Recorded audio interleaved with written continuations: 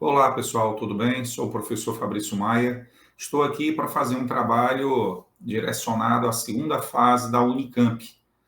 Trouxe aí umas questões bacanas, todas da Unicamp, mas carregado de ideias relevantes para essa prova de domingo. Vamos explorar aí um pouco de logaritmo, de polinômios, geometria analítica, geometria plana, tá? Vamos fazer aí uma varredura para no domingo você chegar aí a essa prova confiante, ok? Então, vamos começar aqui, como é uma aula só de exercício, embora eu possa, em alguns momentos, fazer uma pausa para fazer um embasamento teórico, tá? Vamos começar aqui pela questão de número 6. Questão 6. A questão 6 é uma questão de geometria analítica, né? Você tem aí uma questão de geometria analítica, o tema seria inequações no plano. Mas essas questões de geometria analítica também não deixam de ser de geometria plana. Quando se trata de uma prova aberta, você tem ali o item A e o item B, né, na Unicamp. O que é que eles fazem normalmente? Nesses itens, eles cobram dois assuntos, muitas vezes até diferentes. Você pode resolver o item A e, de repente, não resolver o item B, por desconhecimento do assunto do item B. Ou vice-versa. Pode ser que você leia o item A e não diga nada, mas quando você vai ler o item B, você consegue resolver. Então, muito atento a isso. Não desista da questão porque você não entendeu o item A. Pode ser que você entenda o item B. Fica aí o alerta, tá? Então, vamos aí à resolução. Questão 6. Seja cá a região poligonal no plano cartesiano dos pontos x e y, que satisfazem as quatro inequações. Então, você tem aqui um sistema de inequações. A área achurada da figura abaixo representa a região K no plano cartesiano. A área aqui destacada, esta área cinza. Aí o item A, determine as coordenadas do vértice V indicado na figura 1. E a área da região K. Então, é uma questão de analítica? Sim, mas é uma questão de geometria plana, porque eu tenho que calcular a área dessa região cinza. Mas primeiro vamos atacar aqui, ó. Ele pede para você achar as coordenadas do ponto V. Olha onde está o ponto V, bem aqui, ó. Eu vou chamar esta reta de reta R e vou chamar esta reta de reta S. Se você olhar para cá, você tem a sentença x mais y menor ou igual a 3. A nossa reta R, temos que a reta R é a reta cuja equação é x mais y igual a 3. Professor, como é que o senhor sabe? Olha só. Aqui, quando o y é 0, o x é 3. E aqui, quando o x é 0, o y é 3. Raciocínio análogo. Raciocínio análogo. Esta reta S, ela aparece bem aqui, ó. 3x mais y igual a 5. Certo? Aí, se você tem aqui a reta S passando no ponto V, veja que no ponto V implica y igual a 0. Mas nesta equação, se o y for 0, o x vai ser o quê? 3x igual a 5, o x vai ser igual a 5 terços. Logo, as coordenadas do ponto V são 5 terços e 0. Então, parte do item A foi respondido aqui, né? Porque ele pergunta quais são as coordenadas do ponto V. Ora, as coordenadas do ponto V, 5 terços, 0. Agora, ele pede para você calcular a área dessa região cinza. Qual vai ser a nossa estratégia? Veja que este quadrilátero aqui, ó, eu posso calcular a área deste quadrilátero calculando a área de um triângulo e retirando um triângulo. Qual triângulo eu vou retirar? Este triângulo aqui, ó. E este triângulo branquinho aqui, ó, eu vou retirar deste triângulo grandão aqui. Então, calculando a área do grandão e eliminando este pequeno, o que resta é exatamente a área cinza. Então, por outro lado,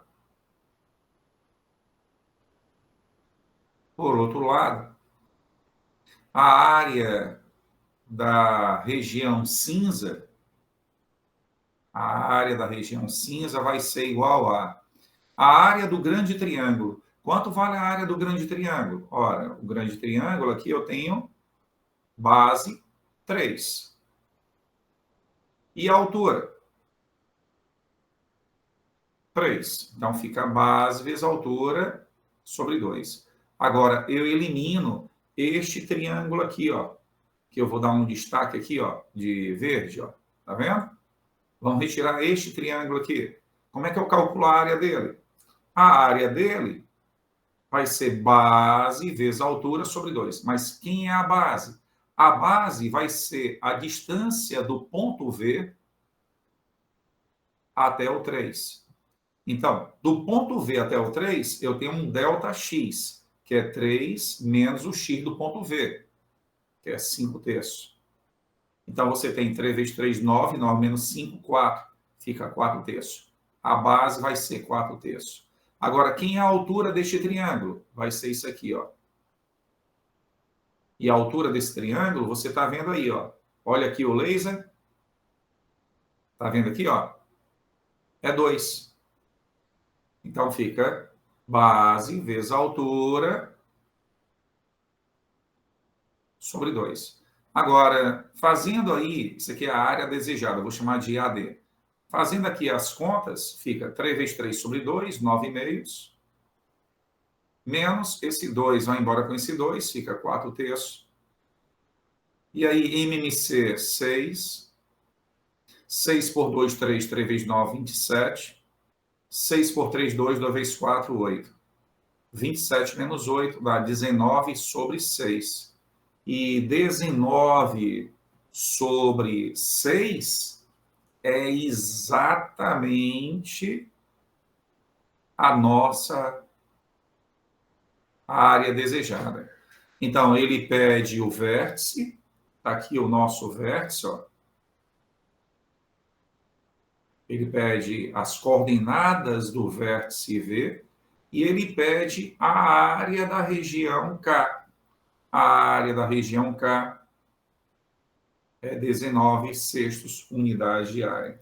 Então, uma questão aí bacana, né, de geometria plana misturada aí, cruzando com a geometria analítica, mas não acabou.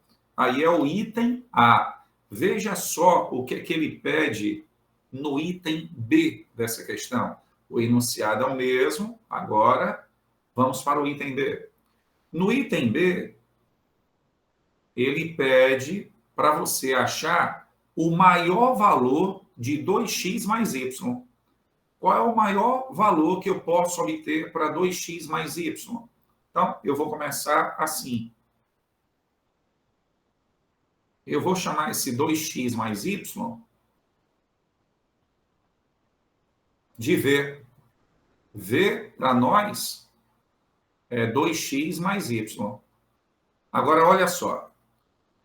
Se você olhar para esta sentença aqui, ó, x mais y menor ou igual a 3, e olhar para esta sentença aqui, ó, 3x mais y menor ou igual a 5, o que é que acontece?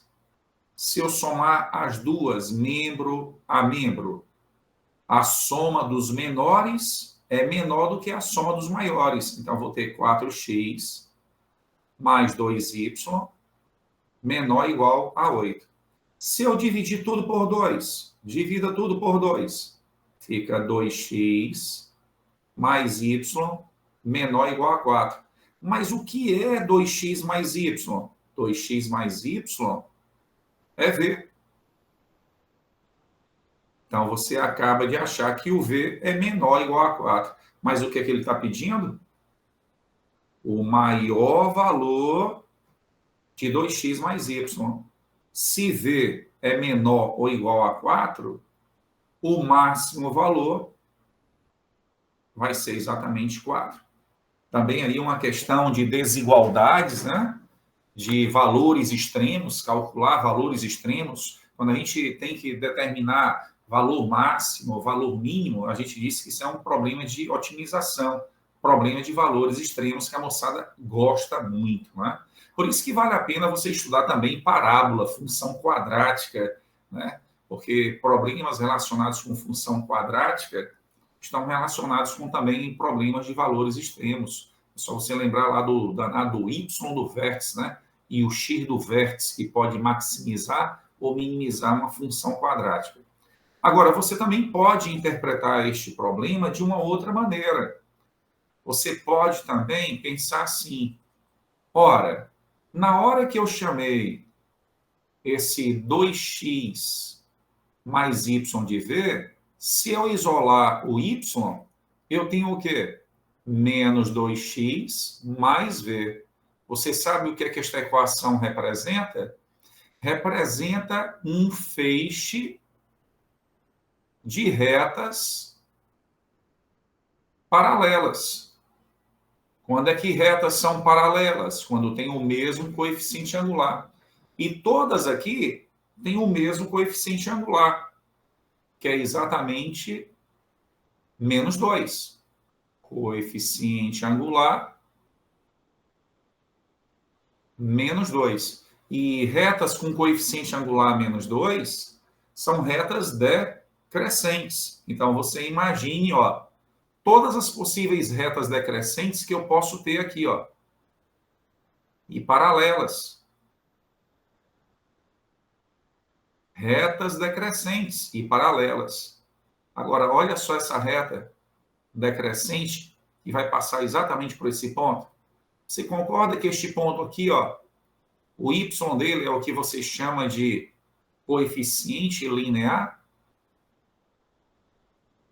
Né? É o famoso coeficiente linear. Ó.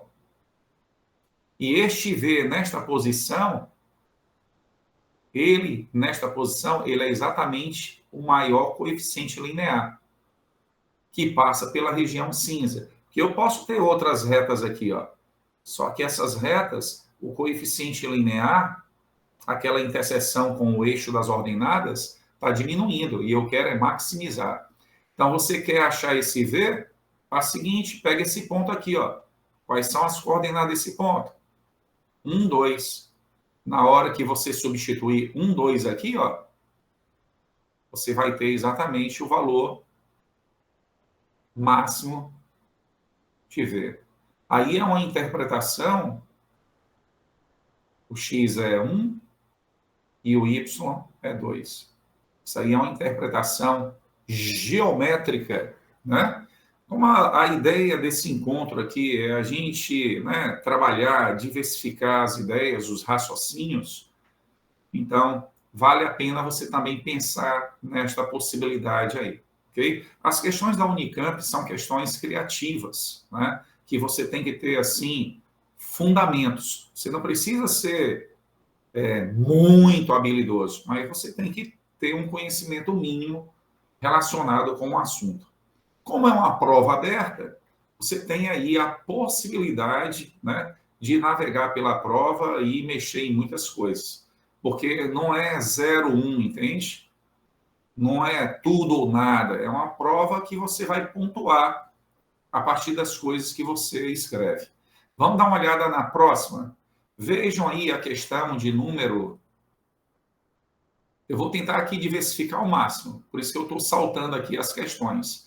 Dê uma olhada na questão 2. A questão 2 é uma questão de sistemas, sistemas lineares. São sistemas formados a partir de equações do primeiro grau. Quando você tem duas ou mais equações do primeiro grau, dizemos que a gente tem um sistema, né, linear. Um sistema é um conjunto de duas ou mais equações. Se as equações são todas do primeiro grau, sistema linear, tá ok? Aí, o que que ele dá? Ele dá um sisteminha 3x3, 3 variáveis, né? Você tem aí 3 variáveis, 3 equações. E no item A, ele diz, para P igual a Q igual a 1, resolva o sistema. Então, vamos nós. Ele quer que você resolva o sistema para P igual a Q igual a 1. Então, por favor, nesta prova de domingo, seja organizado. Se coloque no lugar do corretor, tá certo? É importante que ele entenda as suas ideias. Então, ordene os raciocínios. Então, inicialmente, façamos P igual a Q igual a 1. Então, fazendo P igual a 1 e Q igual a 1, a gente tem um sistema. Olhe para esta equação. Fica x mais y igual a 1. Olhe para esta equação. Fica 2x menos z igual a 1. E olhe para esta equação. Fica x mais y mais z igual a 3. Tranquilo? Agora, resolver o sistema consiste em quê? Em você encontrar a terna x, y, z que satisfaz as 3 equações. Então, eu vou batizar esta equação de 1, esta aqui de 2 e esta aqui de 3. Aí eu gostaria que você levasse a equação 1 até a equação 3. Então, se você colocar 1 em 3, substitua 1 em 3. Você está vendo aqui, ó, x mais y, não é 1? Então, você acaba de achar o valor de z. Quem é o z? 2. Ok? Agora, se o z é 2, eu quero agora que você foque na equação 2. Olhe para a equação 2. Estamos olhando aqui, ó. 2. Você não tem 2x menos z igual a 1? 2x menos z igual a 1. Mas o z não é 2? Então fica 2x menos 2 igual a 1. Então você acaba de achar que o x é o quê? 3 meios. Agora, por fim, precisamos achar o y. Então, que tal você olhar para a equação 1 ou para a equação 3? Se você olhar para a equação 1, você tem x mais y igual a 1. Então, quem é o y? Vai ser 1 menos 3 meios, que vai dar o quê? Menos 1 meio. O y vai dar menos 1 meio. Portanto, você encontrou a terna, né? Você encontrou a terna que soluciona o nosso sistema. Logo, a solução do sistema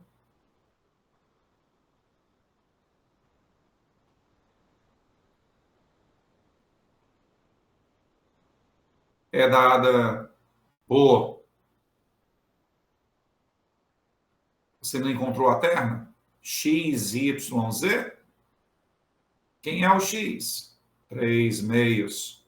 Quem é o Y? Menos 1 meio. Quem é o Z? O Z é 2. Pronto. Esta é a terna, né? São os 3 números que satisfazem o nosso sistema. Ok? Então, a nossa primeira missão nessa questão 2 foi exatamente o quê?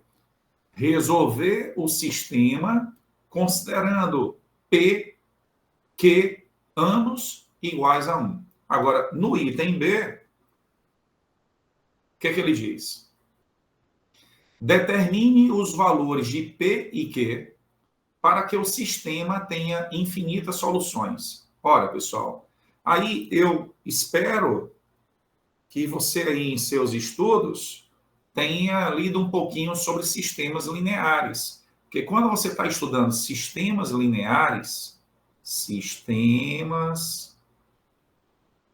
lineares, existe uma tal de regra de Cramer, que ajuda muito na discussão de sistemas. Se o D é diferente de zero, o sistema é SPD, sistema possível e determinado, única solução.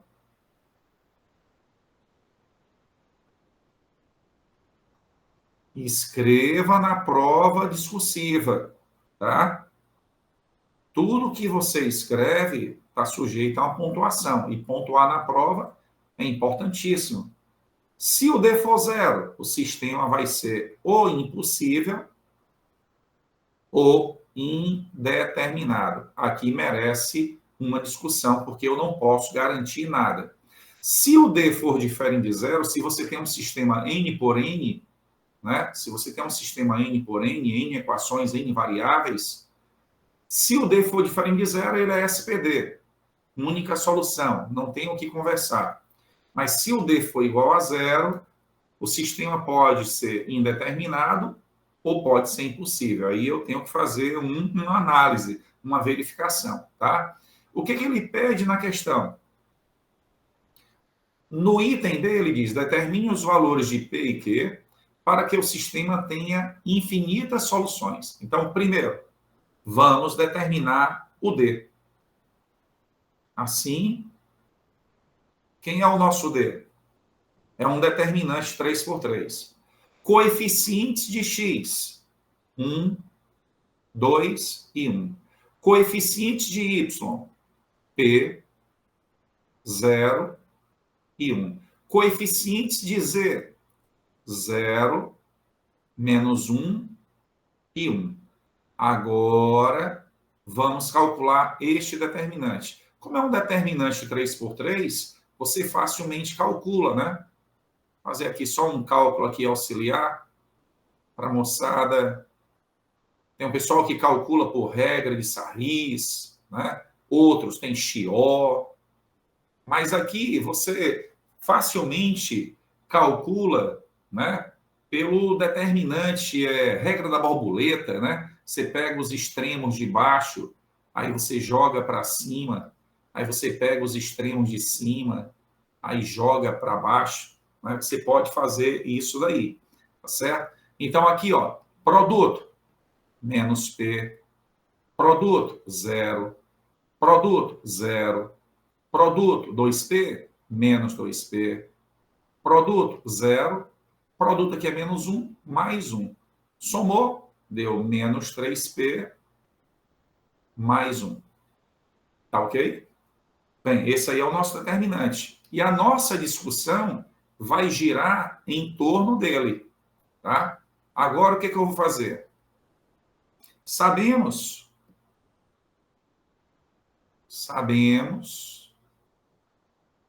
que se menos 3P mais 1 for diferente de zero, eu tenho um P diferente de 1/3. O sistema vai ser possível e determinado. Única solução. Aqui não tem o que discutir. Agora, se menos 3P mais 1 for igual a zero, aí eu não posso garantir nada, eu vou ter que analisar. Eu tenho que o P vai ser 1/3. Ok? Mas esse P 1/3 pode te levar a uma impossibilidade ou uma indeterminação. Então, o que eu vou fazer? Eu vou pegar esse P 1/3 e vou substituir no sistema. Substituindo no sistema,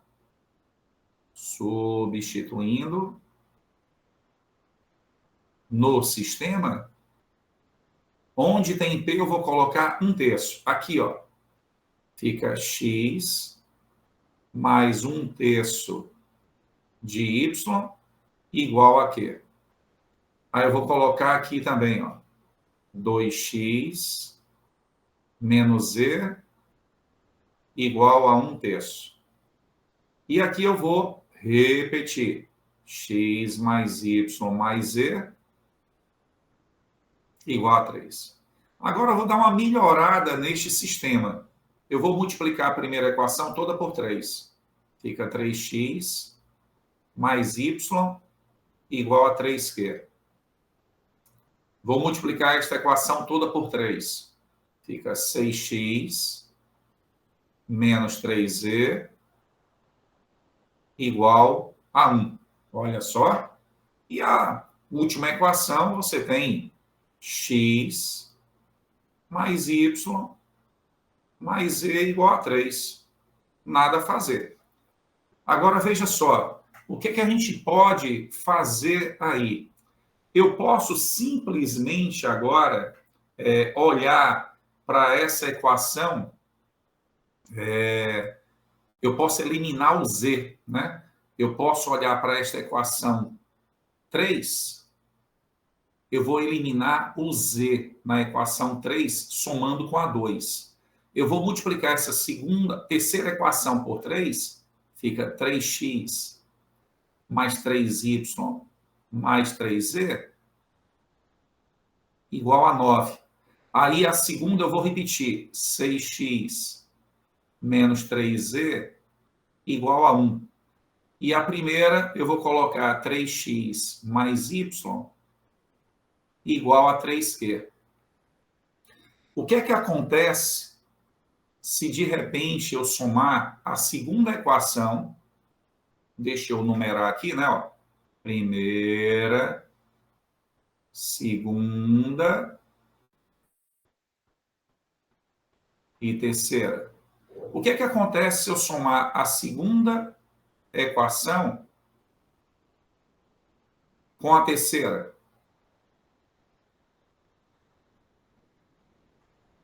Menos 3z vai embora com mais 3z.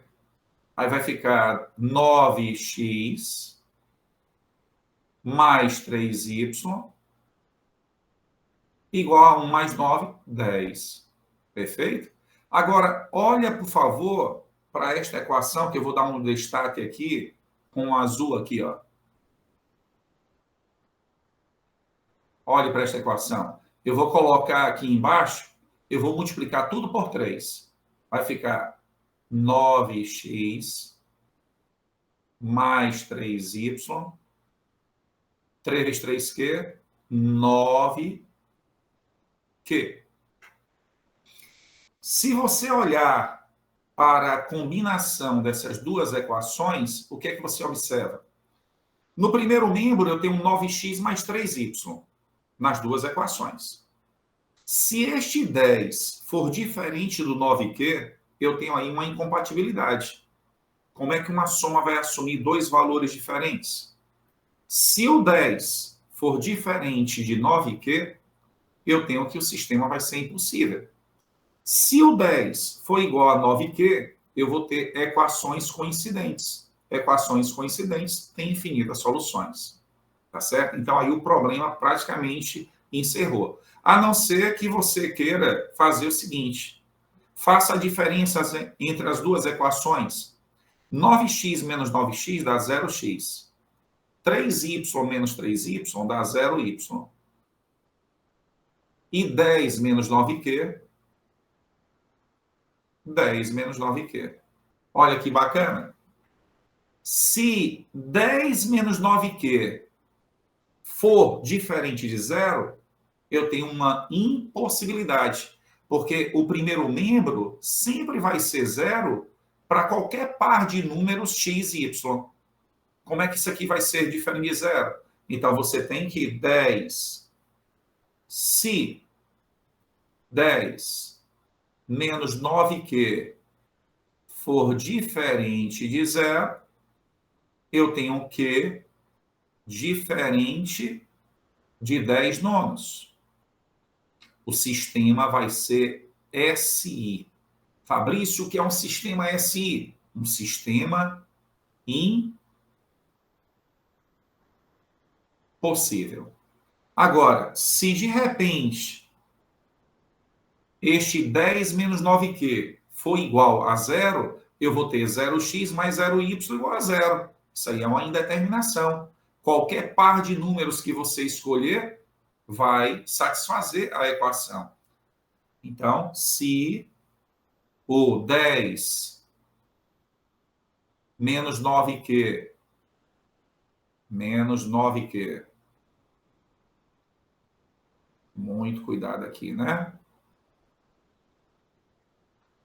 For igual a zero, aí você vai ter Q igual a 10 nonos. E isso aqui vai ser uma indeterminação. Então, a conclusão é: determine os valores de P e Q para que o sistema tenha infinitas soluções. Ora, para que o sistema tenha infinitas soluções, olha aqui para o enunciado, para que o nosso sistema tenha infinitas soluções, o que é que tem que acontecer? O nosso P, a resposta vai ser, o nosso P tem que ser 1/3, e o nosso Q tem que ser 10 nonos.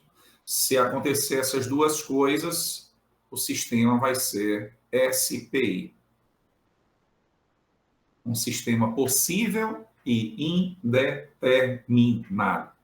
Espero aí que vocês tenham entendido, né? Qualquer coisa que não ficar clara, você refaz as contas, porque a coisa por si só vai se esclarecer, tá certo? E é muito bacana você fazer uma revisão em cima dessas ideias relacionadas com sistemas, porque são ideias recorrentes, tá certo? Vamos avançar? Vamos agora para a questão de número 4, diversificando, tá? A ideia aqui é diversificar. A questão 4 diz assim: seja A um número real e considere o polinômio. Então, você está aí diante de um problema relacionado com polinômios, funções polinomiais, né? Que tem x igual a menos 1 como uma de suas raízes. Então, ele já garante que menos 1 é uma das raízes. Item A. Determine todos os valores de A, tais que x igual a menos 1 é a única raiz. Item B. Determine todos os valores de A, tais que as soluções de f de x igual a zero sejam números inteiros. Então, problema de cada vez. Primeiro, o item A. Ele está dizendo que menos 1 é raiz. Então, olha só para isso aqui. Ó. Temos que as raízes de uma função, são os valores que anulam a função. Então, se você anular a função, fica assim, x ao cubo mais a mais 1 x ao quadrado mais a mais 2 x mais 2 igual a zero. Aí ele diz, determine todos os valores de A, tais que menos 1 é a única raiz real. Então, quais são as raízes? As raízes são menos 1, x2, x3. Só que ele diz que menos 1 é a única raiz real. Então, significa que x2 e x3 não pertencem aos reais. Agora, pessoal, eu vou recorrer às famosas relações de Girard. Quais são as relações de Girard? São 3. Eu tenho uma relação soma uma a uma, soma 2 a 2,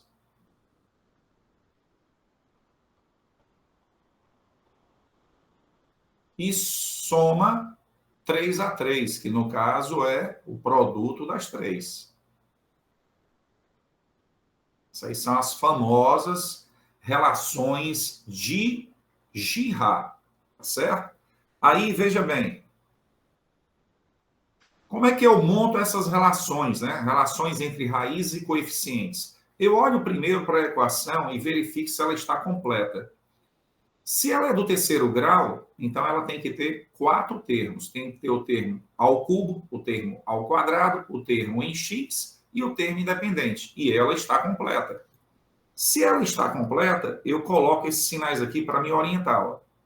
Mais, menos, mais, menos. Então, a primeira relação vai ser menos A mais 1 sobre 1. É o velho menos B sobre A. Né? Deixa eu colocar aqui. Ó. AX ao cubo mais BX ao quadrado mais CX mais D igual a zero. Uma equação de terceiro grau qualquer. Aí eu coloco mais, menos, mais, menos. Primeira relação, menos B sobre A. Segunda relação, mais C sobre A. Terceira relação, menos D sobre A. Sempre sobre o A, que é o coeficiente líder, é o coeficiente dominante. Tá? Então, admitindo que vocês têm esse conhecimento, né? Então, vamos lá. Primeira relação, menos B sobre A. Eu posso até colocar logo menos A menos 1. Segunda relação, fica A mais 2 sobre 1, que é A mais 2. Última relação, menos 2 sobre 1, que é menos 2, ok? Agora, não esqueça que a primeira raiz é menos 1. Ora, se a primeira raiz é menos 1, então aqui eu tenho menos 1 mais x2 mais x3 igual a menos A menos 1. Aí o que eu posso fazer? Eu posso cancelar menos 1 com menos 1. Então eu tenho aqui, ó, que x2 mais x3 vai ser igual a menos A. Agora aqui, ó, a primeira raiz é menos 1, então fica menos 1.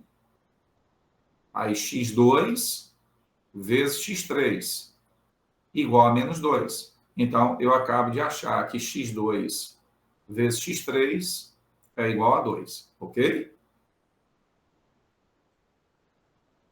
Dando aí uma simplificada. Ô, professor, e o senhor não vai olhar para esta relação aqui do meio, não? Pessoal, se eu for trabalhar com ela,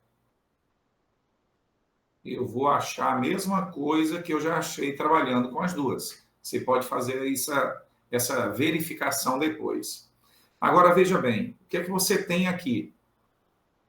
Você tem aqui um sistema formado por uma soma e por um produto. Só que soma-produto lembra o quê? Relações de Girard. Então, eu posso, com isso, eu posso pensar numa equação que tem raízes x2 e x3.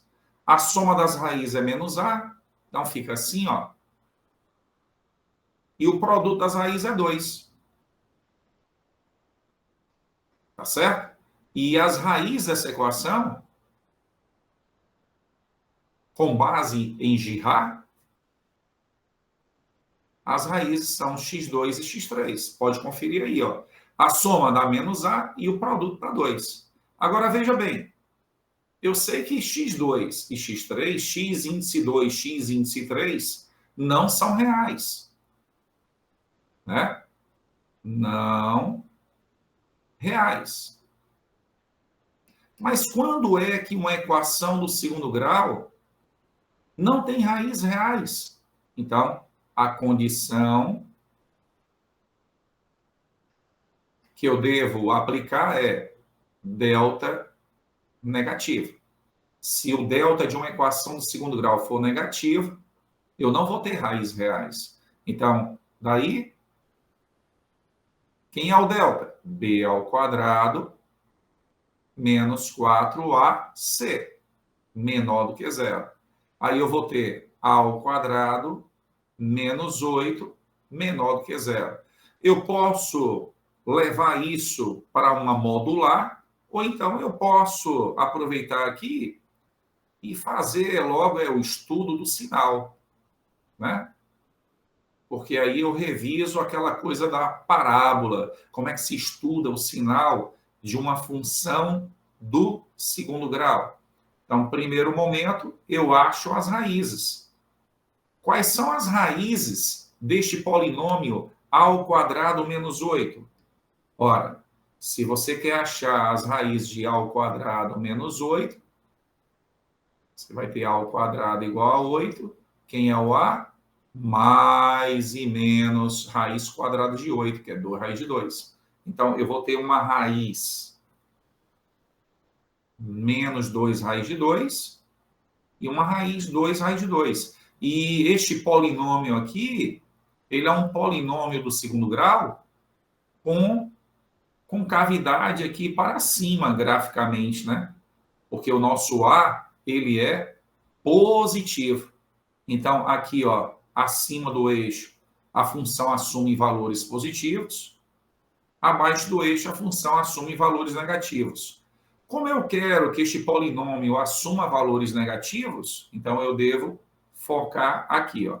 Então, esta é a condição que garante que exatamente só vai existir uma raiz menos 1 real, né? Esta é a condição. Se eu escolher um A neste intervalo, eu garanto que aquela função do terceiro grau só vai ter uma única raiz real, que é menos 1. Então, portanto,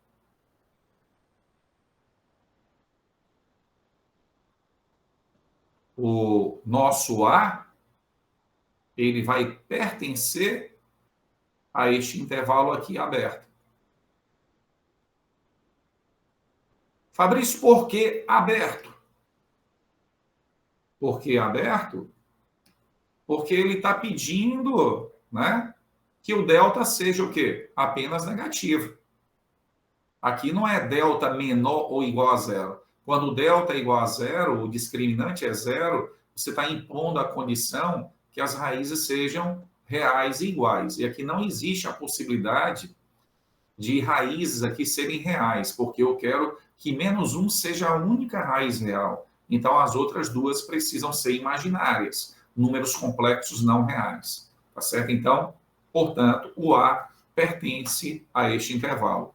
Bem, aqui é o item A, né? Que é o item A. Agora, vamos para o item B. No item B, o que é que ele diz? Seja A um número real e considere o polinômio que tem, isso aí é o enunciado, né? Item B, determine todos os valores de A, tais que as soluções de f de x igual a zero sejam números inteiros. Então, olha só, esta questão 4 aí da Unicamp, interessante. Você pode resolver o item B com a ajuda do item A. Muitas vezes não tem relação. Tem problemas com itens A e B que são assim. Você resolve o item B a partir do item A. Mas tem questões onde os itens estão desconectados. Então, você tem que estar atento a isso aí. Tá certo? Então, olha só o que foi que você encontrou aqui, ó. x2 mais x3 é menos A e x2 vezes x3 é igual a 2. Certo? A soma aqui, ó, x2 mais x3 é menos A e o produto x2 vezes x3 é igual a 2. Então, eu vou escrever aqui, ó.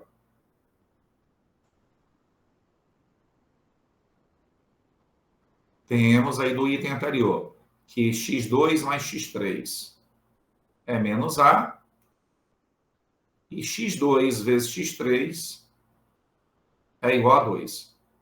Agora, vamos pensar na condição aqui. Ele quer que determine todos os possíveis valores de A, tais que as soluções sejam números inteiros. Então, eu já sei que o nosso menos 1 aqui é inteiro. Agora, ele quer que as outras duas raízes sejam inteiras. Bem, se ele quer que as raízes sejam inteiras, sendo x2 e x3 números inteiros, devemos ter x2, x3, este conjunto aí formado pelo x2, x3, pode ser o conjunto formado pelos elementos 1 e 2, ou então pelos elementos menos 1 e menos 2. Só vejo essas duas possibilidades. Por quê? Porque, veja bem, o produto x2 vezes x3 tem que dar 2. Então, dois inteiros que tem produto 2, 1 e 2, ou menos 1 e menos 2. Não é? Menos 1 vezes menos 2, ou menos 2 vezes menos 1 dá 2. 1 vezes 2, 2 vezes 1 dá 2. Agora, se o x2 e o x3 for 1 e 2, ó, se aqui for 1 e aqui for 2, então esta soma aqui está dando 3. Ora, se 3 é igual a menos A, então o A é menos 3. Isso aqui vai implicar que o A é menos 3. Se você olhar para cá, ó, menos 1 e menos 2. Menos 1 menos 2 dá menos 3. Menos 3 igual a menos A, então aqui o A vai ser quanto? O A aqui vai ser 3. Logo, os possíveis, né? Os possíveis valores de A, possíveis valores de A são menos 3 e 3. Tá ok? Uma questão aí muito bacana de função polinomial, que explora aí as relações, né? As famosas relações de Girard, que é importante, né? É importante você saber. As relações de Girard, pessoal, começa aqui. O primeiro contato que você tem com as relações de Girard é nas equações do segundo grau.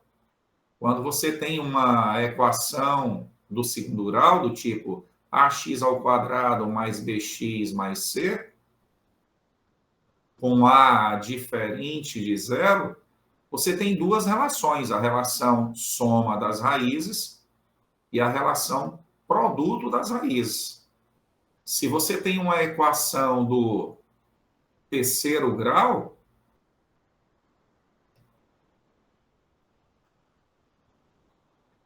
na sua forma completa, né? Ax ao cubo mais bx ao quadrado mais cx mais d igual a zero, com a diferente de zero para garantir que a equação é do terceiro grau, eu vou ter três raízes, portanto, três relações.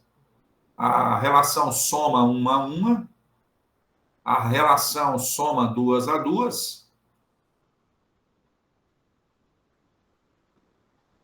e a relação 3 a 3, que é o produto das três. E isso continua para quarto grau, para quinto grau e assim por diante. Aí, o segredo é esse aqui, para você não cometer erro de sinal. Mais, menos, mais. Está completinha? Faça isso. Mais, menos, mais, menos. Primeira relação, menos B sobre A. Segunda relação, mais C sobre A. Primeira relação, menos B sobre A. Segunda relação, mais C sobre A. Última relação, menos D sobre A. Tá ok? Então, não esquecer isso aí. E vale para o quarto grau, quinto grau e assim por diante. Mas é mais frequente segundo grau e terceiro grau. Então, voltando aqui para a nossa luta. Deem uma olhada na próxima questão, a questão de número 5. Vamos lá, questão de número 5. Ela está bem aqui.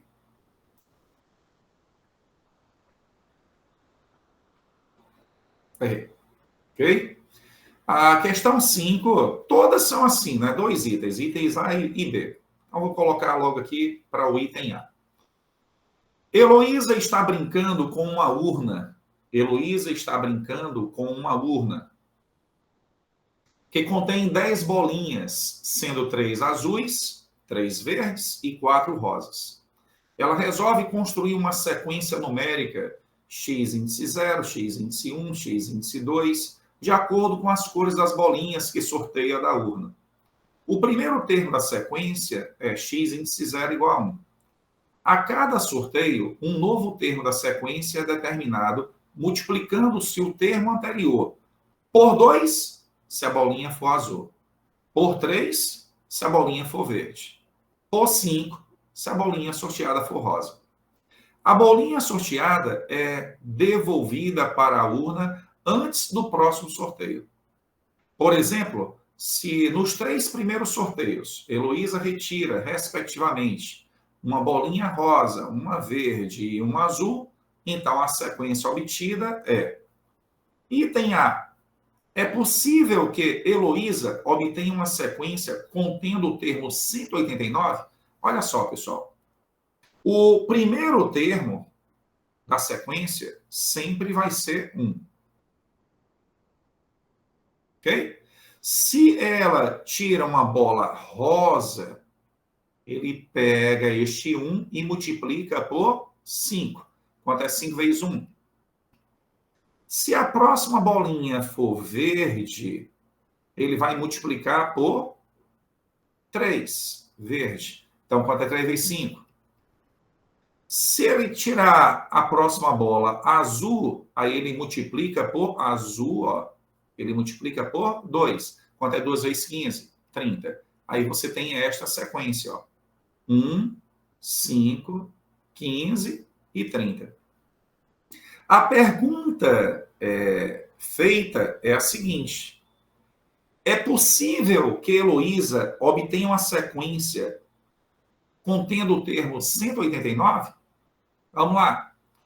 Primeira coisa que você deve fazer é fatorar o 189. Então, aí nós estamos diante de um problema de divisibilidade. Divida 189 por 3, né? Aqui vai dar 6 vezes 3, 18. Aqui vai dar 3. Então, fica 3. 63 por 3. Aí aqui vai dar 21. Aí 21 por 3. Aí fica 3 vezes 7. Olha só.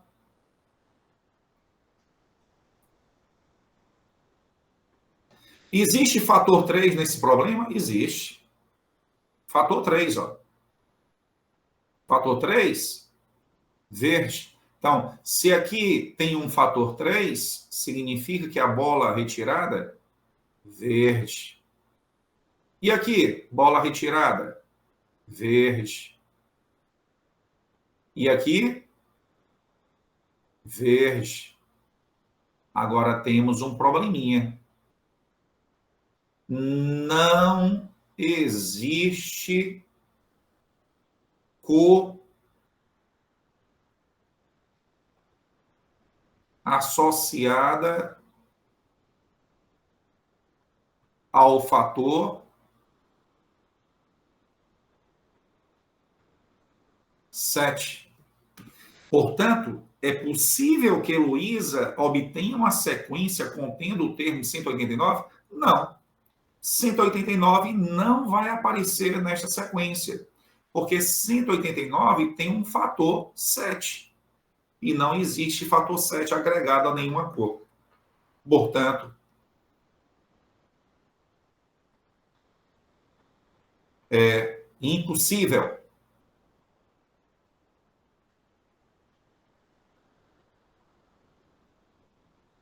Uma sequência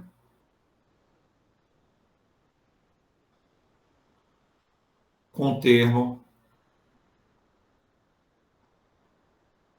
189, já que não temos fator 7, ok? Então, aí é uma questão de contagem, né? Uma questão aí de contagem e, ao mesmo tempo, aí é uma questão de divisibilidade, porque você trabalhou aí com fatoração. Tá? Agora, vamos ver o que é que nos aguarda no item B. No item B, olha aqui, ó, focando aqui no item B, ele diz, qual a probabilidade de Heloísa obter o número 360 como termo de uma sequência? Qual a probabilidade de Heloísa obter o número 360 como termo de uma sequência? Bem, vamos fazer assim. 360. Inicialmente, vamos pegar este 360 e vamos fatorar, né? 360, eu posso ver 36 como um 4 vezes 9, e ali eu tenho um fator 10. Só que 4 é 2 vezes 2, aí o 10 é 2 vezes 5, aí fica assim, ó. Perfeito? Eu tenho um 2, 2, 2, 3, 3, 5. Eu posso até escrever 2 ao cubo, vezes 3 ao quadrado, vezes 5, sem nenhum problema.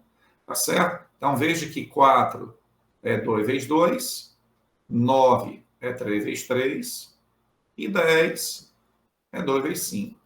Então, ó, 1, 2, 3, 3 fatores 2, né? E 2 fatores 3, e 1 fator 5. Ok. Agora, vamos lá. O fator 2 está associado a que cor? O fator 2? O fator 2 está associado à bola azul. 2 azul. Então, eu vou colocar aqui um A azul. E o fator 3 está associado a que cor? Fator 3, verde. Ó, 3, verde. Então, vou colocar aqui V de verde. E o fator 5 está associado a rosa. Então, vou colocar R aqui de rosa. Agora, veja bem. Quantas bolas azuis? Bolas azuis. Temos 3. Quantas bolas verdes? Bolas verdes. 3 também. E bolas rosas. Bolas rosas. Temos 4. Agora vamos pensar em termos de probabilidade. Tá certo? Assim, quais são as chances da primeira bola a ser retirada ser azul? Ora, quantas azuis eu tenho? 3. Mas no conjunto de quantas bolas? 10 bolas. Então, 3 décimos. São as chances da primeira bola, né, ser azul. Quais são as chances da segunda ser azul? 3 décimos. Cuidado que tem reposição aí, certo? Tem reposição, tá certo? Bem, e a terceira bola? 3 décimos de novo. Agora, o evento que eu quero que ocorra é a retirada da bola associada ao 3, que é a bola verde. Quais são as chances aqui do verde? Quantas bolas verdes? 3. Então, novamente, 3 décimos. Novamente, o fator 3, que está associado à bola verde, 3 décimos. E, por fim, a bola rosa. A bola rosa são 4 bolas rosas. Olha só, são 4 num conjunto de 10. Quais são as chances de eu escolher uma bola rosa? 4 décimos. Tudo bem? Agora, veja bem, Não esqueça, isso aqui é um caso, né? São vários casos. Porque aqui eu estou considerando que a primeira foi azul, a segunda foi azul, a terceira foi azul, a quarta foi verde, a quinta foi verde e a sexta foi rosa. E não é obrigado ocorrer nesta ordem. Então eu tenho que pensar em todas as sequências. Aí eu pergunto, de quantas maneiras eu posso ver esta sequência A, V, V e R? Uma permutação de 6 bolas, 6 cores, com repetição de 3 e 2. Isso aqui é exatamente a nossa probabilidade. É lógico que na hora da prova não vale a pena você efetuar isso aí, porque se você for efetuar, você vai perder muito tempo e vai deixar de resolver outras questões, tá certo? Só com isso aí você já mostrou à comissão que você compreendeu a questão e realmente sabe resolver. Porque a partir daí é trabalho braçal, né? Permutação de 6 com repetição de 3 e 2, fica 6 fatorial, 3 fatorial, 2 fatorial.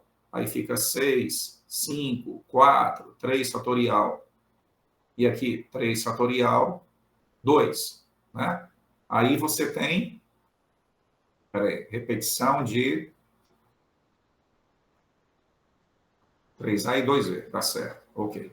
Aí agora você tem aqui, ó, tchau, 3 fatorial, 3 fatorial. Aqui fica C vezes 5, 30. Aí o 4 com 2 dá 2, fica 60. Aí você coloca 60, você cancela com esse 10, ó, dá 6. Aí C vezes 4 dá 24. E aí fica 3 décimos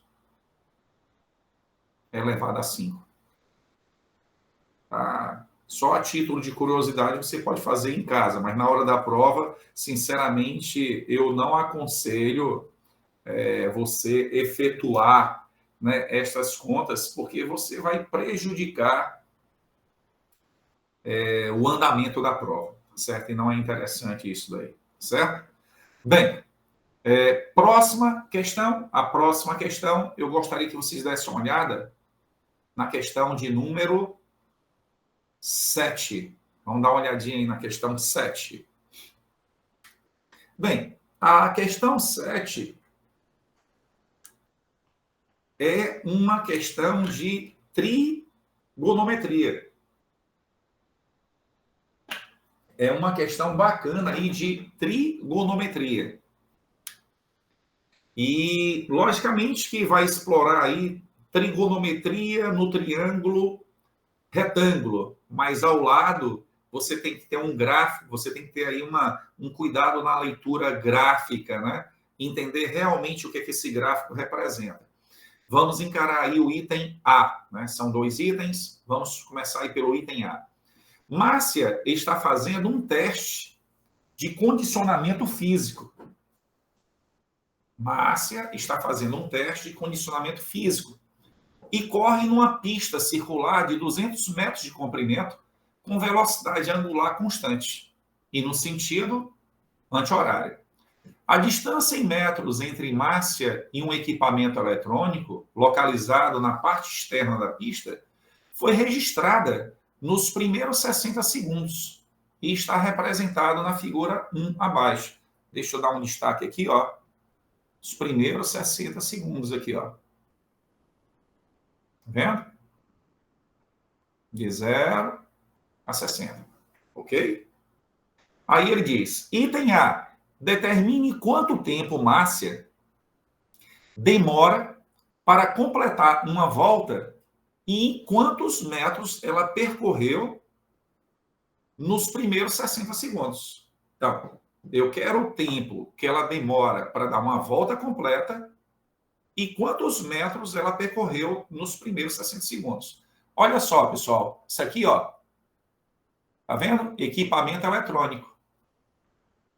Tá vendo aqui, ó? Márcia. Distância da Márcia ao equipamento eletrônico.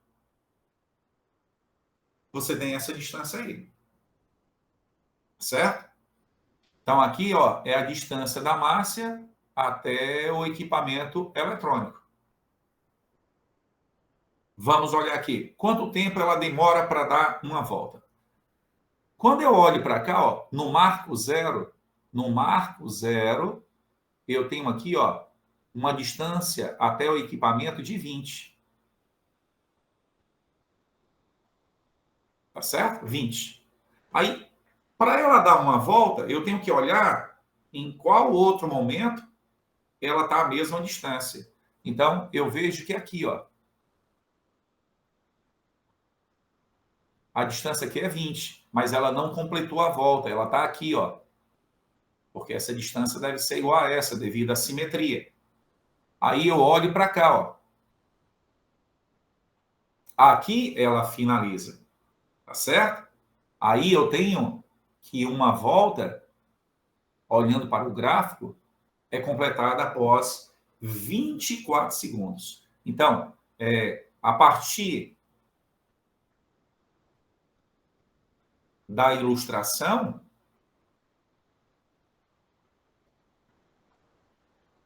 dada, você tem que o tempo para uma volta completa são 24 segundos. Tudo bem aí?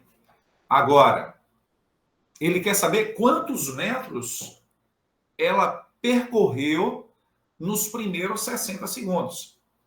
Veja. Se 24 segundos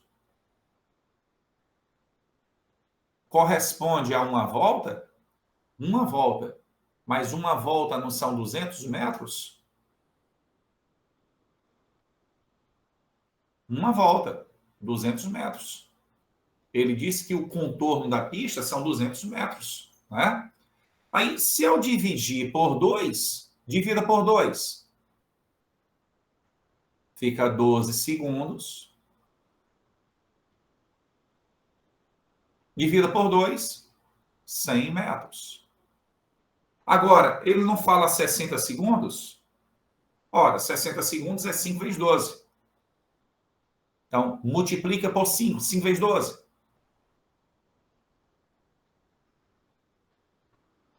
Multiplica 5 vezes 100.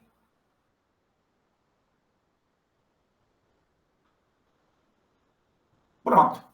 Em 60 segundos, ela percorreu 500 metros. Então, aí é uma leitura cuidadosa. Né? Você tem que olhar para este gráfico com muito cuidado para você retirar as informações certas para poder responder o que aparece no item A.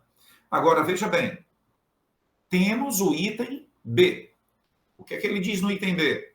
A figura 2 representa um determinado instante em que a distância entre Márcia e o centro da pista, ponto C, é igual à distância entre ela e o equipamento eletrônico. Calcule o cosseno do ângulo alfa, indicado na figura. Bem, ele diz que aqui a distância de Márcia ao centro é a mesma distância de Márcia ao equipamento eletrônico. Então, do exposto, temos a seguinte situação. Um triângulo aqui isósceles, onde aqui é raio, isso aqui é raio. A distância de Márcia ao centro é o raio. Márcia está no contorno, né, da circunferência, e aqui também é raio. Ele diz que equidista, e aqui eu tenho um alfa. Ora, se eu tenho aqui um alfa, então aqui ó, será alfa, porque no triângulo isósceles, os ângulos da base são iguais. A lados iguais só põe ângulos iguais e vice-versa. Agora, veja bem, quanto vale esta distância aqui? Veja só, Quando é que Márcia, nesta corrida, vai estar mais próximo do equipamento? Aqui, ó. Aqui é o momento que Márcia fica mais próximo do equipamento. E se você olhar para cá, ó, a menor distância da trajetória de Márcia ao equipamento é 10, ó. Então aqui eu tenho 10. Mas aqui eu tenho raio. Então isso aqui vai ser o quê? Raio mais 10. O que ele está pedindo aí? Ora, ele está pedindo para você achar o cosseno do ângulo alfa. Então, alguém pode, de repente, pensar na lei dos cossenos. Tudo bem, você vai resolver por lei dos cossenos. Mas eu vou optar por um caminho mais rápido para a gente poder resolver mais questões, né? Porque o nosso tempo aqui é meio limitado. Então, em nome de um número maior de questões resolvidas, eu vou optar por um caminho menor, tá certo? Então, eu vou construir aqui uma altura relativa à base. A altura relativa à base no triângulo isósceles divide a base ao meio, a altura é bissetriz, é mediana. Aí eu olho para este triângulo. Quem é o cosseno de alfa? É D sobre R, cateto adjacente sobre hipotenusa. Só que 2D é R mais 10, né? Isso aí é notável. 2D é R mais 10. Então, quem é o D? R mais 10 sobre 2. Então, se eu colocar aqui, ó, R mais 10 sobre 2 sobre R, nós vamos encontrar R mais 10 sobre 2R. Agora, o ponto é o seguinte, o ponto é achar o R, para eu ter o valor numérico, né, do cosseno de alfa. E como é que nós vamos achar o R? Aqui, ó. Ele não disse que o perímetro da pista é 200 metros? Né? Como o perímetro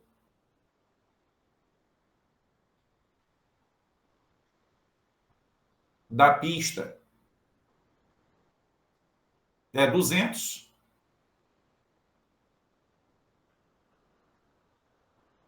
metros, você consegue achar o raio.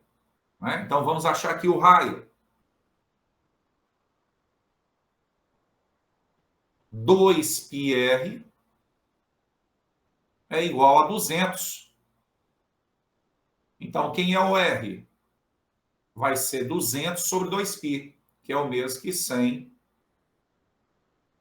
sobre π. Tenho certeza que você na prova é muito mais rápido, né?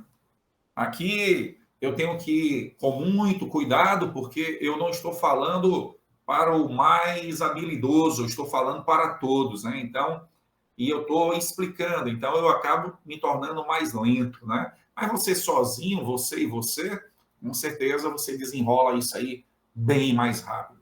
Agora é o seguinte, você pega este valor que você encontrou, que é o R igual a 100 sobre π, e você vai colocar bem aqui, ó. E aí você finaliza a questão. Logo, o cosseno de alfa vai ser igual a... Quem é o R? 100 sobre π mais 10 sobre 2R. Fica 200 sobre π. Aí em cima, fração, fica 100 mais 10π sobre π. E embaixo, 200 sobre π. Conserva a primeira, multiplica pelo inverso a segunda, fica 100 mais 10π sobre 200. Se você dividir por 10 em cima e embaixo, fica 10 mais π sobre 20. Esta é a nossa resposta. Quem é o cosseno de alfa? Cosseno de alfa é 10 mais π sobre 20. Então, aí é a nossa questão 7, uma questão bacana. Como eu disse no início, né, a Unicamp ela é muito criativa, né? É um vestibular aí de tradição. As questões buscam, né, explorar de tudo um pouco que você viu aí ao longo de seus estudos no ensino fundamental e no ensino médio, tá certo? E é uma prova que você consegue caminhar, você consegue caminhar.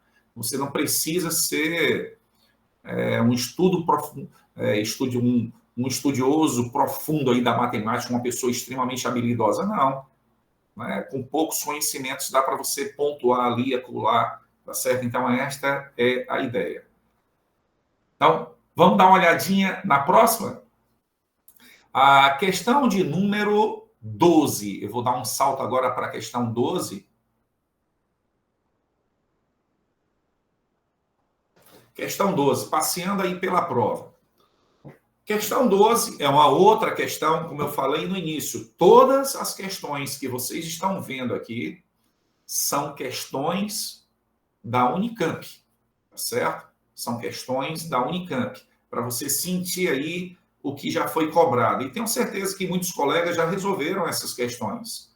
Mas é sempre bom você ver outras pessoas com raciocínios muitas vezes diferentes do seu, né? Para você sair daquele olhar limitado. Então, é bom a gente diversificar, muitas vezes, saber como é que o outro encara, vê aquela questão. Tá? E isso nos interessa muito. Quanto mais estratégia de resolução, melhor, certo? Mais fluido, né? Então, a questão 12 é uma questão que diz assim, uma questão de aritmética dos inteiros, divisibilidade, diz assim, considere um número racional C definido por. Aí ele define o C como uma fração. Os racionais, vocês sabem que os racionais são números da forma P sobre Q, onde o P e o Q são inteiros, mas é importante que esse Q seja um inteiro não nulo. Então, todo número que admite esta forma fracionária, composta por números inteiros, com denominador diferente zero, para garantir a existência da fração, nós vamos chamar de números racionais. Todos os inteiros são racionais, mas nem todos os racionais são inteiros, né? Então, isso é importante, ó. Todo inteiro é racional. Todo inteiro é racional. Todo inteiro eu posso escrever na forma de fração, composta por números inteiros. Mas nem todo racional é inteiro. Isso aí é um exemplo de um racional que não é inteiro. Aí ele diz, item A, se B é um número par, é possível que C seja inteiro? Justifique a sua resposta. Então, vamos lá. A hipótese é B é par. B é par. Ora, se B é par, o que é que eu posso dizer sobre o numerador? 2A mais B ao quadrado menos 1. 2A, para nós, é um número par, porque é um múltiplo de 2. Todo inteiro multiplicado por 2 resulta em um par. B ao quadrado vai ser par, porque B é par, né? Par vezes par vai dar par.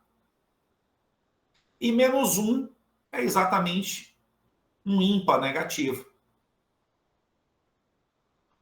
Par mais ímpar resulta em ímpar. Se eu olhar para o denominador, 4A mais 3B, o que eu sei sobre 4A? A é um inteiro, mas um inteiro multiplicado por 4 resulta em um número par. 3B, ora, B é par. Multiplicado por 3, par vezes 3 vai dar par. E uma soma de pares resulta em um número par. Daí, o nosso C vai ser uma razão entre um número ímpar e um número par. Significa, isso aí não é, né, não é um número inteiro. Quando eu divido um ímpar por um número par, isso aqui, C, não é inteiro. Então, o item A é isso aí, justifique, né? Justifique e o C não pode ser inteiro. Nenhum ímpar vai ser divisível por um número par. Tá certo? Bem, divisão inexata, né? Agora, vamos ver o item B. O item B diz assim: determine os números inteiros positivos B, tais que C é menor ou igual a 1/2. Ele quer que o C seja menor ou igual a 1/2. Então, a condição que eu devo impor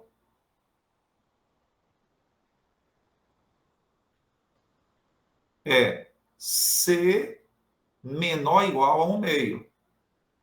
Então, eu vou escrever isso.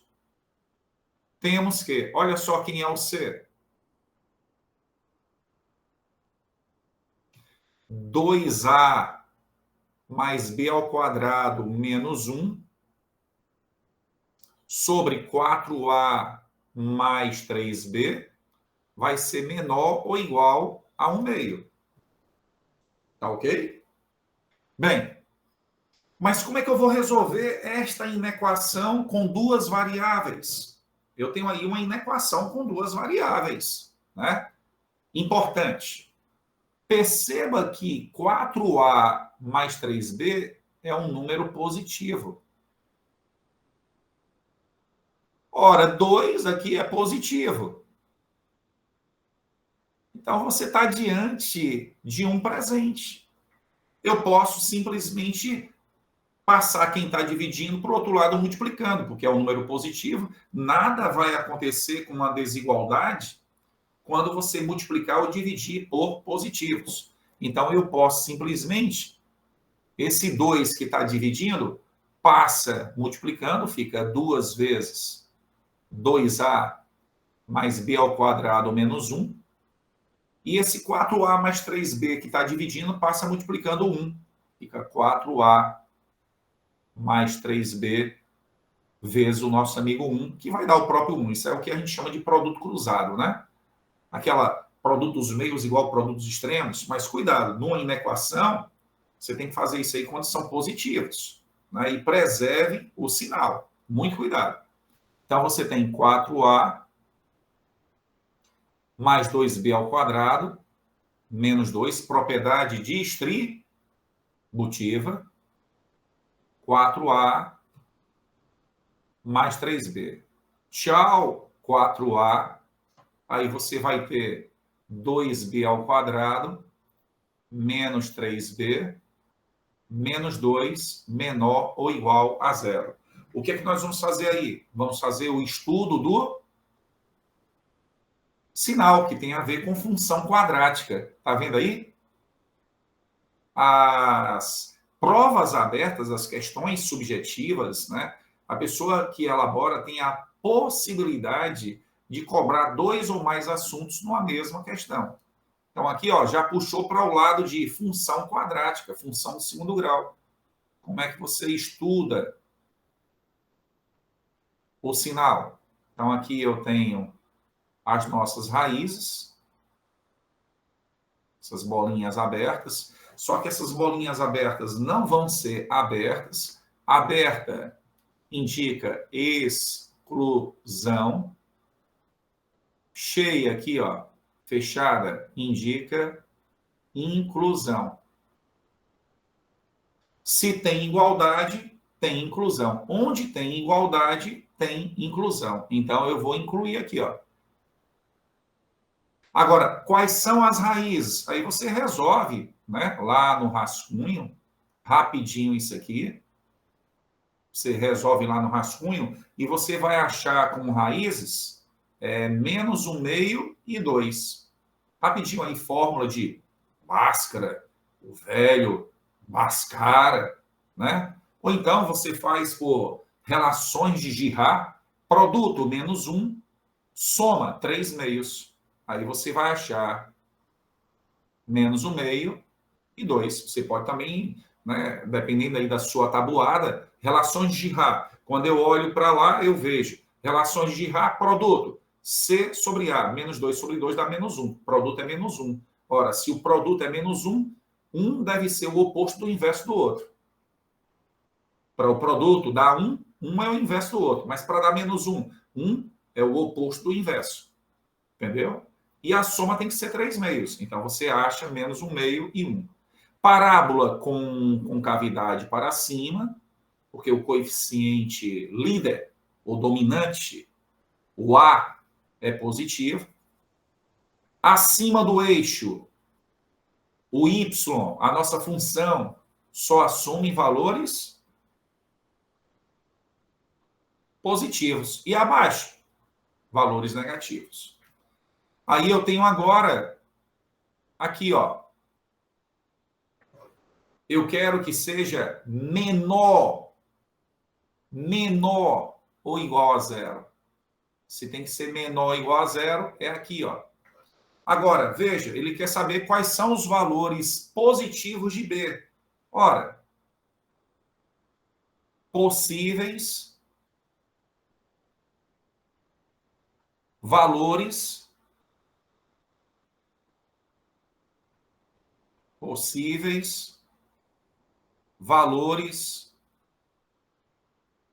positivos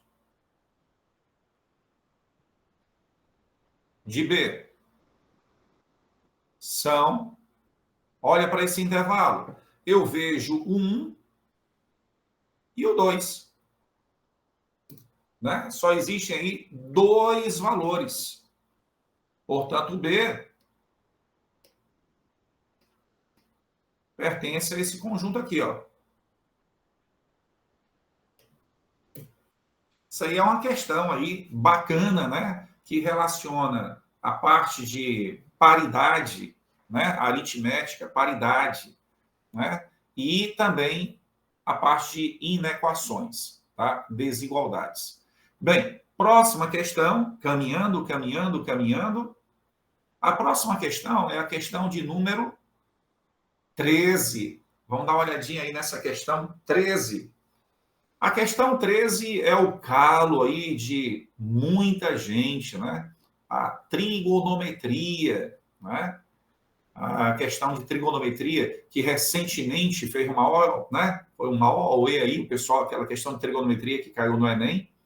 Uma questão realmente bacana de funções trigonométricas, né? E é importante sempre você olhar o programa, é o que eu digo todos os anos. Pessoal, quando você pega lá o programa do Enem, tem lá funções trigonométricas. Não tem só função seno e cosseno. É por isso que aqui a gente estuda todas as funções. E aquela questão era só você pegar um dos itens, um ponto lá e substituir, você gabaritava, porque os outros itens era só para encher espaço, né? Então, a questão aí que quem estudou funções trigonométricas, esses problemas de dado uma lei, acha o gráfico, dado o gráfico, acha a lei, é uma questão recorrente no Enem.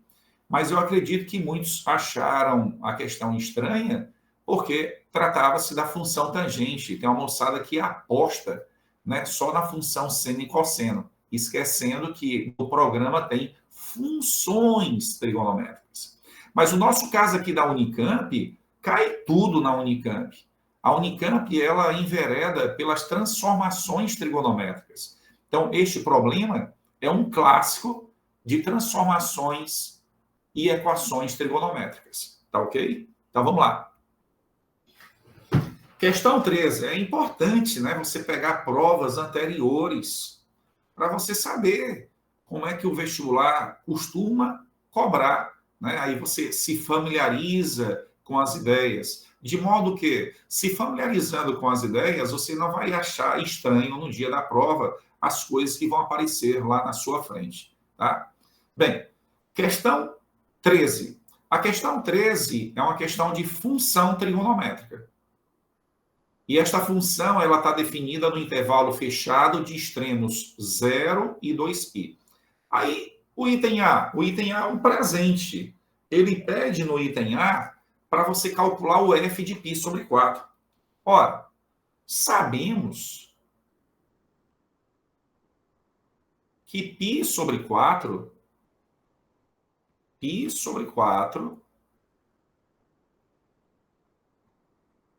sabemos que π sobre 4 radianos corresponde a 45 graus, né? Π radiano é 180 graus. Ó, se π radiano corresponde a 180 graus, então π sobre 4 radianos, 180 dividido por 4, 45 graus. Aí eu quero calcular o f de π sobre 4. O f de π sobre 4 vai ser o cosseno de 2 vezes π sobre 4, que vai dar o quê? Π sobre 2. Menos 2 vezes o seno de π sobre 4. Conhecimento mínimo de trigonometria. Quanto vale o cosseno de 90 graus? 0. Quanto vale o seno de 45 graus? Raiz de 2 sobre 2. Então, você acaba de achar que o f de π sobre 4 vale menos raiz de 2. Então, o item A é um presente, né? É aquele item de sejam bem-vindos, né? Façam uma boa prova. Aconselho, não comece a prova olhando só para a primeira e ficando lá. Olhe para todas as questões antes e faça a escolha. Comece pela questão que você se sente bem, que você reconhece em seus estudos, e aí você vai construindo a sua prova. Não fique parado, detido, preso a uma questão. Muitas vezes você se depara com determinadas questões que engessa você, tá certo? Na prova de domingo, dá uma olhada lá nas questões e escolha aquela questão para você começar e começar bem, tá? Agora, olha só o item B. O item B já vai exigir mais de você. O item B diz assim: encontre todos os valores tais que f de x igual a menos 1/2. O que ele está sugerindo? Ele está sugerindo que você resolva uma equação trigonométrica. Então, nestas condições,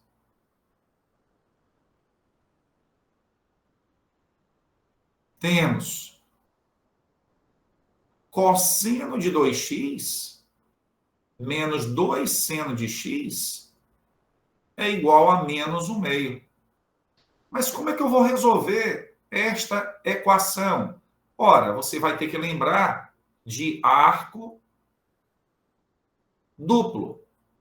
Cosseno de 2x é cosseno ao quadrado menos seno ao quadrado.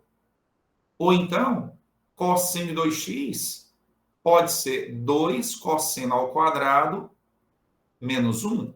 Ou então, cosseno de 2x pode ser 1 menos 2 seno ao quadrado de x. Isso aqui são as diversas maneiras que o cosseno de 2x pode aparecer na sua frente. Eu vou ficar com a terceira. Por quê? Porque esta terceira maneira vai nos levar a uma equação com uma única variável, que é a variável seno. Então, se você substituir, Olha que maravilha. Vai ficar 1 menos 2 seno ao quadrado de x menos 2 seno de x igual a menos 1/2. Se você multiplicar tudo por 2, fica 2 menos 4 seno ao quadrado menos 4 seno de x igual a menos 1. Se você jogar tudo para o segundo membro, jogue tudo para o segundo membro, fica 4 seno ao quadrado mais 4 seno de x menos 3 igual a 0. Aí agora você vai tentar achar as raízes, utilizando a fórmula resolutiva, a famosa fórmula de Bhaskara, o velho Bhaskara. Então, você tem seno de x igual ou seno de x igual.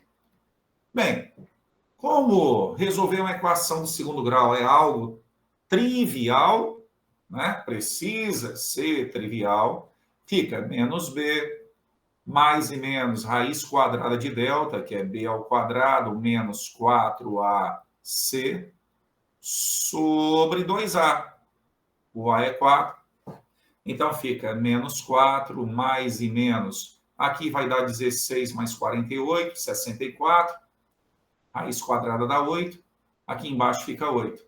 Menos 4 mais 8 dá 4. 4 sobre 8 dá o quê? 1/2. Então, vou colocar aqui 1/2. E menos 4 menos 8 dá menos 12. Menos 12 sobre 8 é o mesmo que menos 3 sobre 2. Por 4 por 4. Menos 3/2. Aí, o que acontece? O que acontece é que estamos diante de um absurdo, porque você sabe que a função seno ela é limitada. O seno ele varia no intervalo de menos 1 a 1, o máximo 1 e o mínimo menos 1. Então, isso aqui é um absurdo, né? Por que é um absurdo? Porque você sabe que seno varia no intervalo de menos 1 a 1. Ok? Agora, seno de x igual a 1/2, se o seno de x é igual a 1/2, neste intervalo aqui, ó, eu só vejo duas possibilidades. Ciclo trigonométrico, eixo dos cossenos, eixo dos senos. Seno meio, o primeiro valor é o 30. Um outro valor é o 150. Tá certo? Então, seno de x igual a 1/2 implica x pertencendo a este conjunto. 30 graus, que é π sobre 6, ou 150 graus, que é 5 vezes 30. Tranquilo aí? Então, uma questão aí bacana, né? Uma questão aí bacana, relacionada, né? Relacionada com trigonometria, funções trigonométricas, transformações, arco duplo, tá? E agora, para finalizar, eu gostaria de pegar aqui a questão de número 8. Olha só que questão diferente, né? Essa é uma questão diferente. Eu acho que vocês já ouviram falar no princípio da casa dos pombos, né? Só princípio de Dirichlet, princípio das gavetas, aquela história, né? Se você tem 3 pombos e 2 casas, se eu tenho 3 pombos e 2 casas, na hora de guardar os pombos, colocar os pombos nas casas, Um pombo vai para a primeira, o segundo pombo vai para a segunda, e para onde vai o terceiro pombo? Aí a gente costuma dizer, se eu tenho 3 pombos e 2 casas, na hora de guardá-los, pelo menos 2 pombos ocuparão a mesma casa. Princípio da casa dos pombos. Pessoal, por exemplo, existem 7 dias na semana, né? Você tem domingo, segunda, terça, quarta, quinta, sexta e sábado. Imagine 7 dias e 7 pessoas. Tudo bem? 7 dias, 7 pessoas. Então, eu afirmo, num conjunto de 8 pessoas, eu posso garantir que pelo menos 2 aniversariam no mesmo dia. Olha só, princípio da casa dos pombos, princípio das gavetas. Num grupo de 8 pessoas, né, eu posso garantir que pelo menos 2 aniversariam no mesmo dia da semana. Por quê? Porque são 8 pessoas para 7 dias. Você concorda que sobra aí um resto? Você tem um resto 1 aqui, ó. E você concorda que essa pessoa, ela merece também um dia para aniversariar? Se eu já tenho uma para cada dia, eu posso garantir que no mínimo 2 devem aniversariar no mesmo dia. Certo? Então, isso aí é uma questão que a Unicamp cobrou em sua prova. Vamos dar uma olhadinha no item A, para você ver a mistura, né, que eles costumam fazer. Seja que um quadrado de lado 21. Item A. Considere que Q foi subdividido em 9 quadrados, Q1 até o Q9, cujos lados medem 7. Quantos triângulos distintos podem ser formados de modo que seus vértices sejam o centro dos quadrados Q1 até o Q9 dessa subdivisão?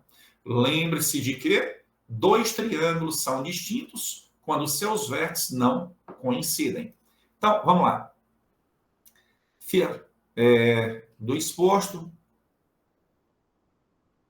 do enunciado, temos aqui a ilustração a seguir.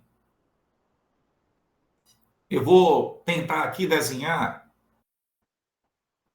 um quadrado de lado 21.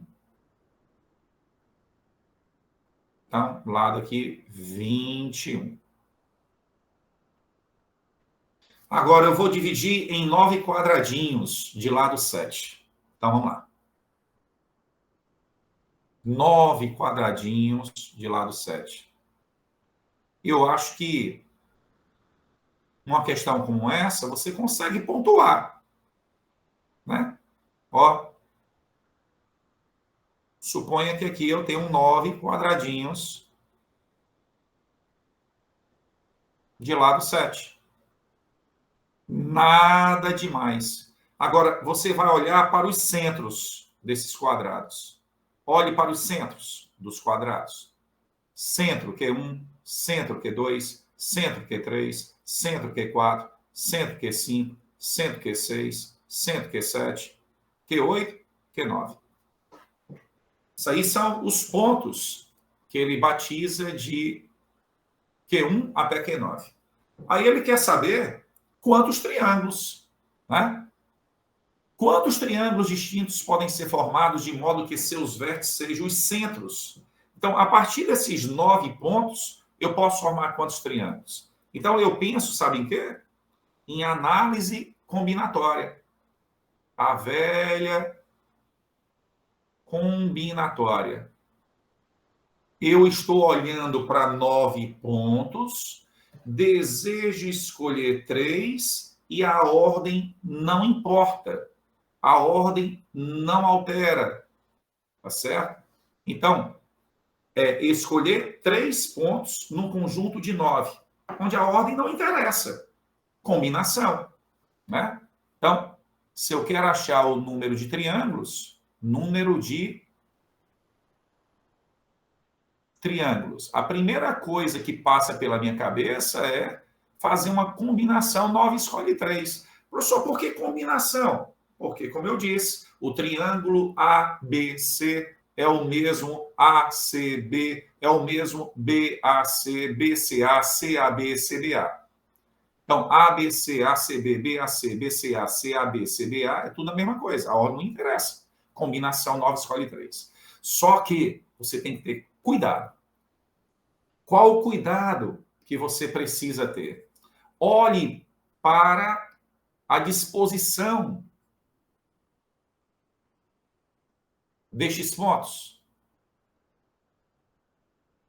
Existem pontos aí, pessoal, 3 pontos que não determinam triângulo, porque eles estão alinhados, têm a mesma reta suporte. Então, nesse universo de combinações que eu calculei aqui, eu tenho que fazer algumas retiradas.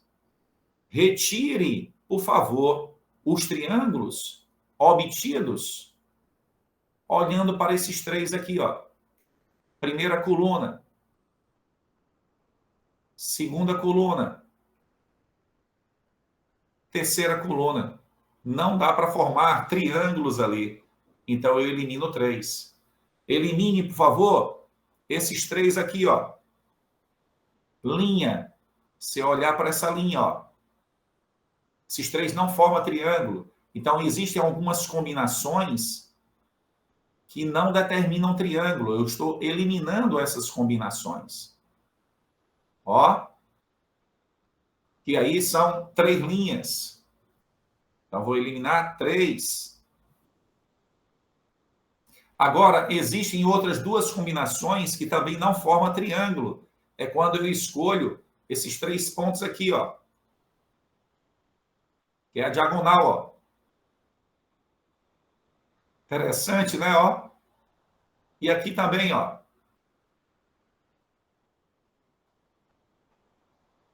Então, eu retiro 2.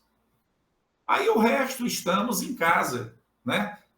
Combinação N escolhe P, combinação de N elementos tomados P a P, combinação N escolhe P, binomial N sobre P. Tudo se calcula do mesmo jeito, né? Fatorial do primeiro, fatorial da diferença, fatorial do segundo, né? Aqui, ó, ordem. Não interessa, não importa, não altera. Então, quando você calcula combinação 9 escolhe 3, como é que fica? Fatorial do primeiro, fatorial da diferença, fatorial do segundo, 9, 8, 7, 6 fatorial, 6 fatorial, 3 fatorial, 3 vezes 2 vezes 1, 6. Corta aqui. Aí 9 vezes 8, 72. 72 por 6, 12. 12 vezes 7, 12 vezes 7, 84. Então fica 84 menos 8. 84 menos 8. 76 é a nossa resposta. Agora, aí foi o item A. Olha só o item B. Olha só o item B. Seja que um quadrado de lado medindo 21. B. É possível escolhermos 10 pontos em que, de modo que a distância entre quaisquer 2 desses pontos seja maior do que 10 centímetros? Justifique a sua resposta. Então, olha só, pessoal. Considere. Eu não consigo ver 10 pontos satisfazendo isso, certo? Eu não consigo. Eu consigo ver 9. Então, ó, considere 9 pontos. Na ilustração a seguir. Eu consigo facilmente enxergar 9 pontos satisfazendo o que ele quer. Ponto 1, ponto 2, ponto 3, ponto 4, ponto 5,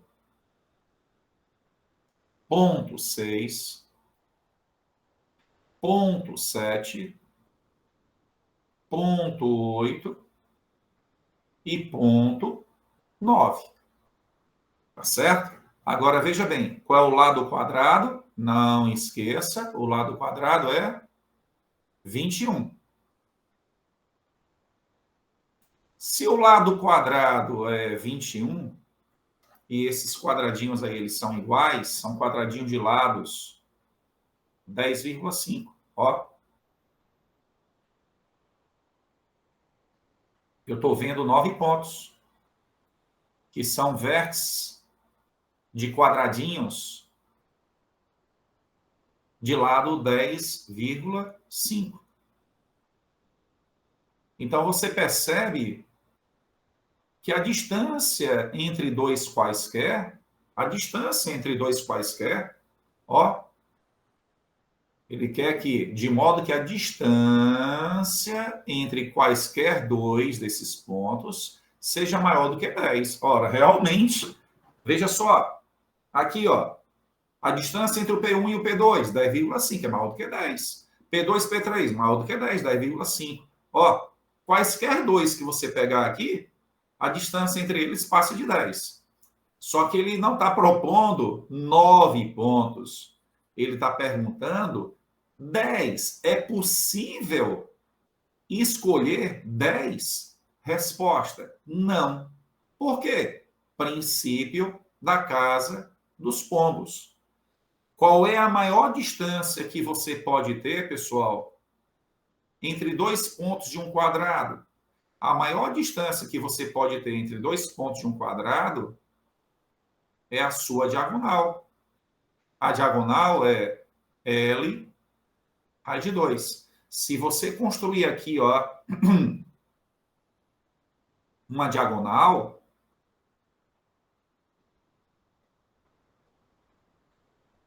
essa diagonal ela vai ser exatamente 10,5 raiz de 2. E veja, 10,5 raiz de 2, pessoal, é menor do que 20. Não chega nem a 15. Tá certo? Mas o que interessa é que é menos de 20. Então, se você escolher o 10º ponto aqui, ó, veja, ele pode estar a uma distância maior do que 10 de P1, mas ele vai estar a uma distância menor do que 10 de P5. Entendeu? Aí matou a charada. Tá certo? Porque, ó, aqui, ó, eu vou ter um Dzinho e um Dzinho. Deixa eu melhorar esse Dzinho, né? Dzinho aqui, ó.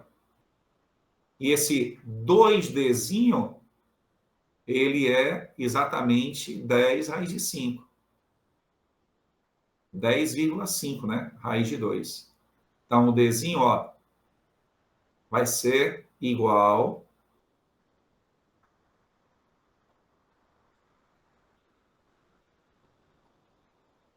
10,5 raiz de 2 sobre 2. Tá certo? Isso aqui é muito menor do que 10. Tá? Então, ó, aqui eu teria algo já menor do que 10. E eu quero maior do que 10. Imagine se eu escolher aqui, ó. Ou se eu escolher aqui. Não dá. Então, a sacada dessa questão é exatamente você ter tido contato com o princípio da casa dos pombos. Tá certo? A grande sacada é essa daí. Se você pegar aqui, ó, essa distância é 10,5 raiz de 2. E 10,5 raiz de 2, isso aqui, na verdade, eu coloquei menos de 20, mas só para amarrar mais, é menos de 15. Entendeu? Então, se você escolher bem no meio, aqui, ó, bem no meio, você vai ter menos de 7,5. Se você se afastar para cá, aí você pode ficar uma distância de 10 de P1, mas você não vai ficar uma distância de 10 de P5, já que a distância P1 P5 é menos de 15. Então, pela disposição, né? Só para concluir, a partir da ilustração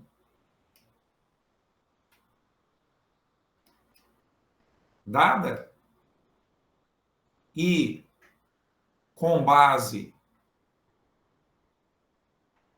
no princípio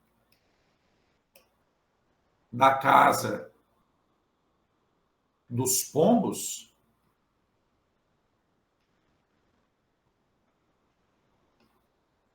concluímos que é impossível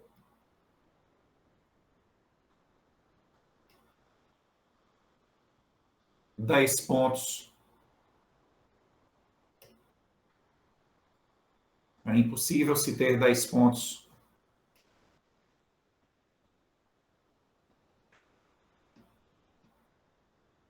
Se ter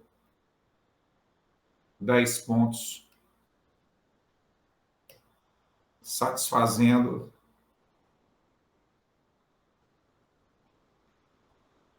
a condição imposta ou supracitada,